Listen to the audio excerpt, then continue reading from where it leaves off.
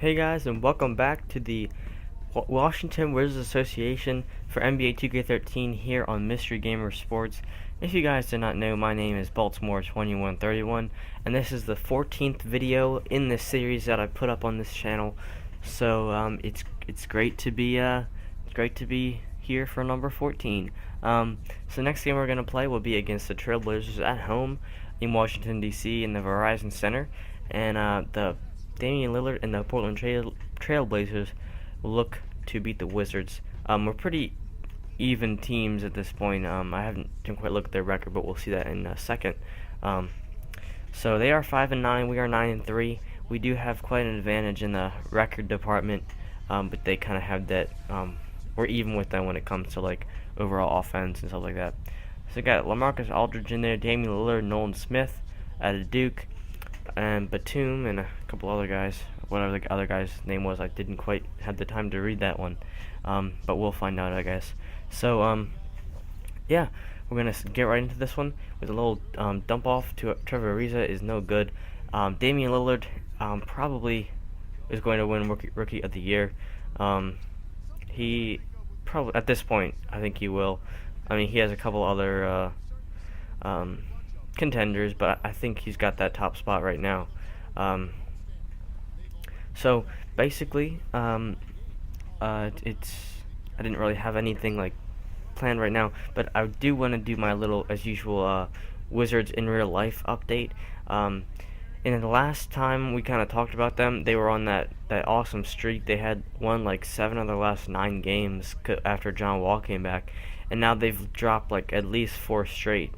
Going into this, it's Super Bowl Sunday right now, and this will probably go up in today or the day after.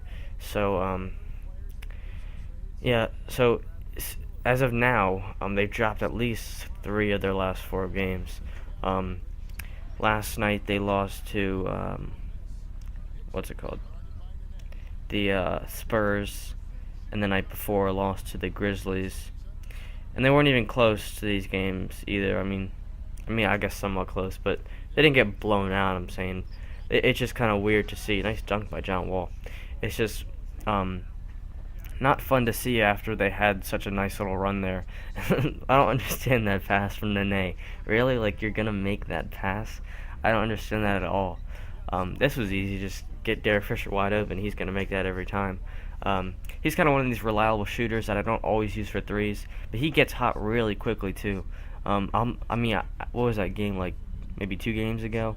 He had that point where he was just like knocking like 3 threes in a row, just pulling up and just making them. And he can make that mid-range jumper too. He's a great shooter, and he can pass too. He doesn't get a whole lot of minutes, but I do stick him in there as kind of the second point guard. So he kind of takes over that role that Jordan Crawford usually would have taken, but he's a natural shooting guard, so it kind of worked out fine to have Derek Fisher in there. And a couple of games ago, I made that trade for Deshaun Stevenson. I traded Martell Webster for Deshaun Stevenson and a second-round draft pick next year.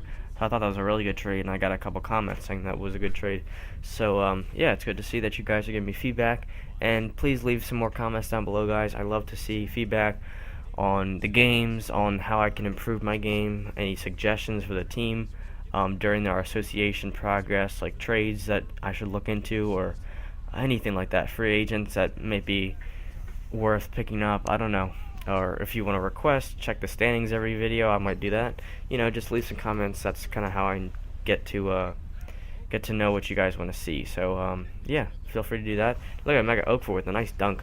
I love seeing Okafor and Nene down low like that, because if I get them the ball down low, they just smash dunks every time. And it's great to get those guys involved. I mean, they're the same height, they're kind of even players. Nene has a little bit better shot, and I use him for a little mid-range jumper sometimes. And Okafor can hit those too, just not as often. There's Deshaun Stevenson, the guy I got from the Hawks. There's John Wall wide open for a 3. I'm going to hit that one. Though he doesn't have that great shot, he can make that every time. John Wall is kind of one of my maybe 2 threes a game guy, and only when they're wide open and they're giving me that space. Maybe I'll like be driving with Beal or Ariza, and maybe just kick it out to Wall, and he can make the wide open three if he has the chance. So I skipped ahead quite a bit there. This is a shorter episode than usual. There wasn't a whole lot of like big highlights, dunks, or anything like that. So with just under 2 minutes to go, the score is 50-48. We are down by 2, and this has been a really tough game. Really, not a great amount of scoring, but we're just kind of staying even the whole time. Nothing really standing out at all, as I found Beal down low and get the nice layup. So the game is tied 50-50. We are under 1 minute to go. So Wall finds Ariza down in the paint, and that's how I score most of my points, finding the guy open down low and getting him the ball and getting him to score. So we do have the 2-point lead. Trailblazers have the ball now. Going back and forth, there's Lillard with a quick jumper, and he gets that to go. So there is 4 seconds left to go in this game. We have the 1-point lead. Emeka Okafor gets the ball after the steal, and we take the victory here as we beat the Portland Trailblazers along with LaMarcus Aldridge and Damien Lillard at home. John Wall is the player of the game. We'll see a couple highlights from him in this game. A lot of assists too, and that's what I like to do with John Wall. 16 points, 7 rebounds, and assists as we beat the Portland Trailblazers at home 54-52. And thank you all for watching, guys, and I hope to see you next time.